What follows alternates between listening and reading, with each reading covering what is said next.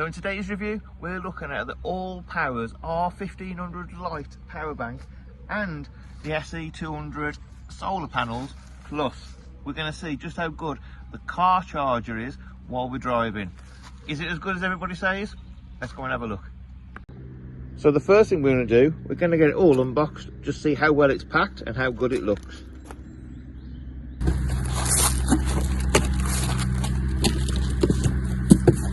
So, charger plug, normal, electric, instructions straight there.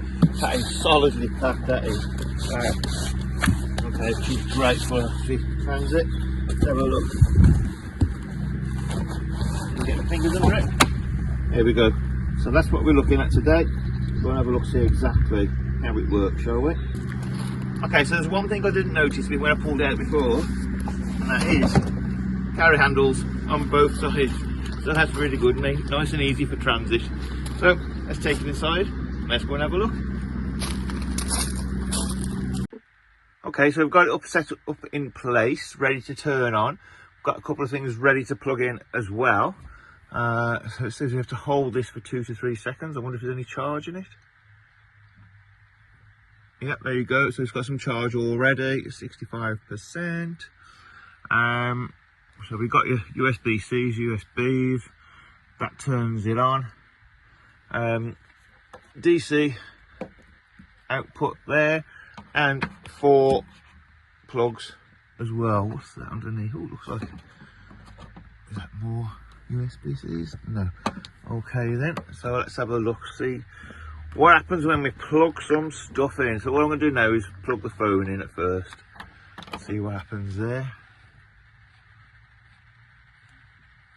Okay, so the phone must be full. Okay then, let's plug the power bank in that we've got. Oh, I'll tell you what we need to do. Press that. That's going to help. That's it. So that's charging at the moment. I can see them at the top charging. And it's an output of 11 watts for a phone and a mini power bank.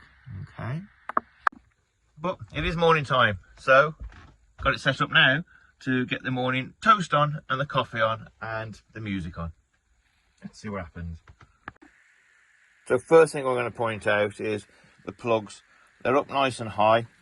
So the last power bank we got, well the one we got at the moment, the plugs were down there, which means you couldn't get these kind of plugs into it because it was so low down. So you'd have to put the power bank on its back or on its side. So these go in nicely with plenty of room at the bottom. Alright, now what happens is the light goes off even though it's turned on, which is really good at night because that means you've not got a big lit room at night. You've just got this. So give it a press and there you go. So let's put, I haven't got any toasting, but let's give the toaster a push and see what happens. Yep, that's on. Okay. The toaster is 800 watts and it's running there 803, 801. 41 minutes that would run on. We don't even do that. I'm going to turn that off because I'm toasting nothing. So that's going all right. Okay, so we'll give the kettle a go now. Now, I'm a bit unsure about this.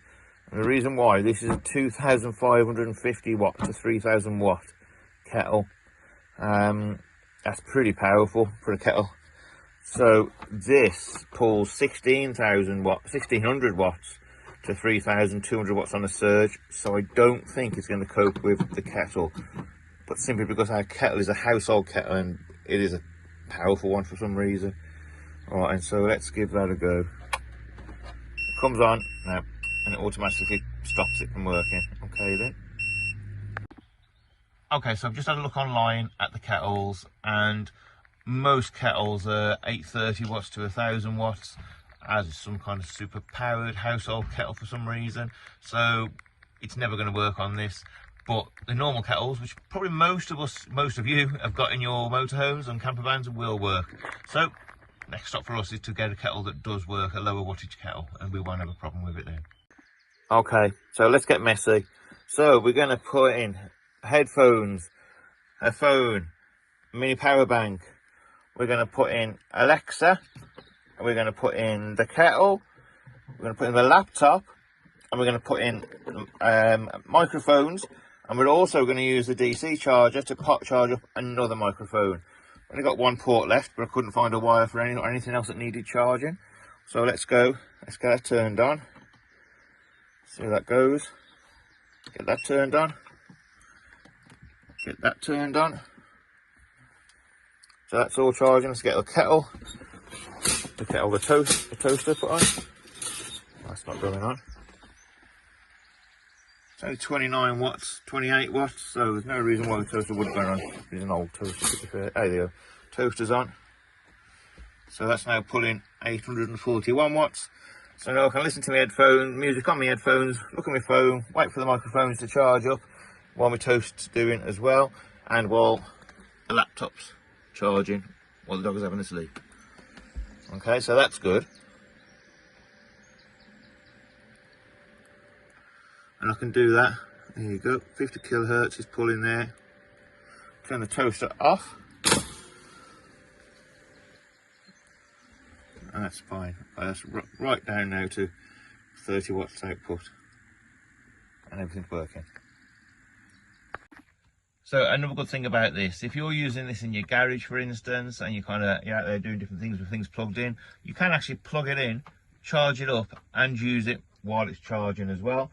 So I'll just show you the different charging points now.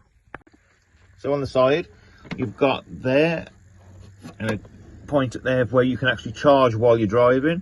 That's the AC overload protection area, and then that's the part where you're going to charge it from your electric hookup, your normal electric. So that's plugged in, that's on, and there you go. So that's charging now, and it's being used as well by a few things as well. So the input there is 90 watts. Got 311 now, 340, 386, that's all good, 433. So it's going up now, it's charging really well. So if I unplug everything, nothing's being used now. You can see that going up even more now. So it's going to charge actually really quickly. It does say 43 minutes to full charge from that. Okay, so that's sitting steady now around about 1,000 watts, between 997 and 1,004 watts. It's already at 65%, literally within a minute or two at most.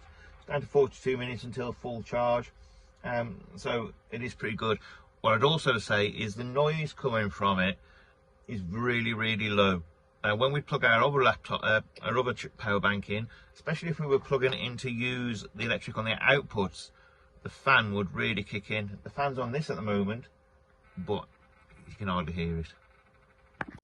There you go, just turn the camera around and it's already on 66%.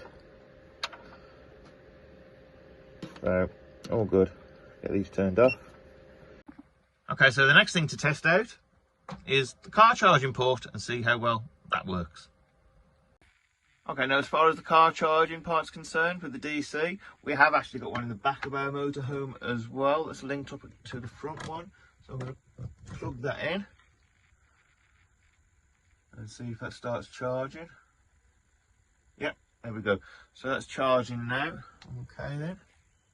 See it go, which means it's charging. So the input on that one is slowly rising. Let's go back to, I'll come back to you and show you what it reaches. Okay, so it's currently still going up. That's 81 it went to. Okay then, so that went up to 81 watts. Maybe it'll go higher as you drive in because of the power. You're not going to get a fully charged power bank because it is a super duper, big powerful power bank from just driving.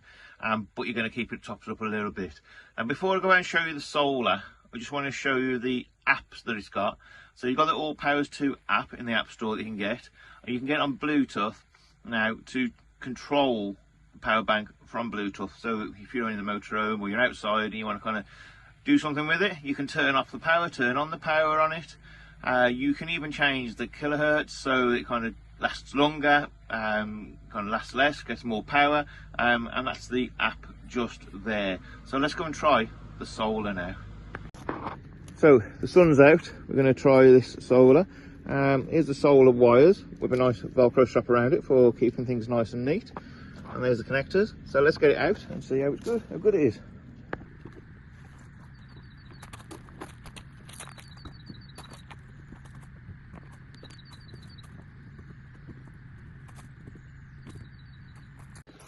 Okay, that was simple enough to set up.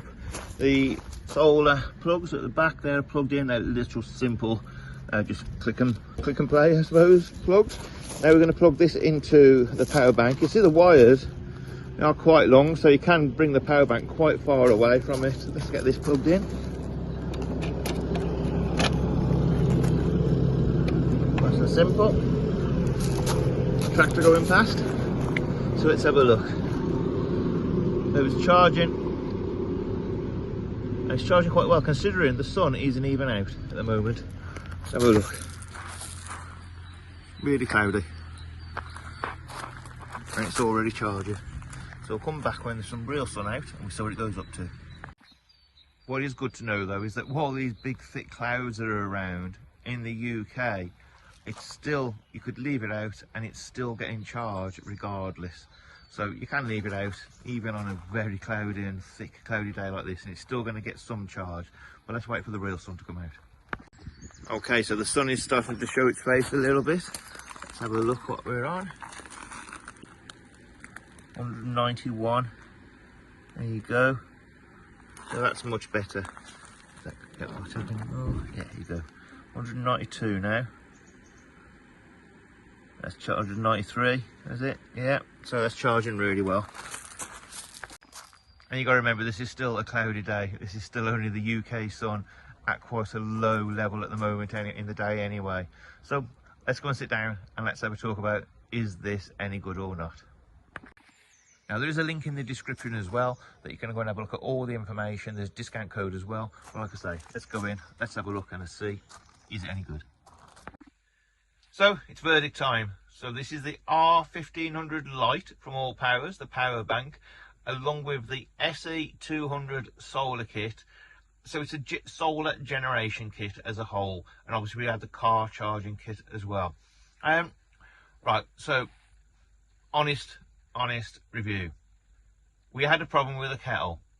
Now it turns out our kettle could power a country. It's that power, it needs that much power. So an everyday kettle you're going to find is all right, especially if you're going to get a normal camping kettle, a normal motorhome kettle. Less than 1600 watts would be absolutely fine. Everything else, absolutely spot on with it. It's got some weight on it, but it's not over heavy, and it's got good handles as well. The solar was working spot on, really good. Fold up nice and neat, and a nice kind of carry bag as well. What else can I say about it? There's nothing negative I can really say, if I'm honest, other than obviously we had a problem with our kettle, but that's down to our kettle. The rest of it, it's brilliant. It really is good. You know, the power wasn't dropping too much when the things were on there. There's lots of things on there as well. We can keep it charging on the solar, even on a cloudy day.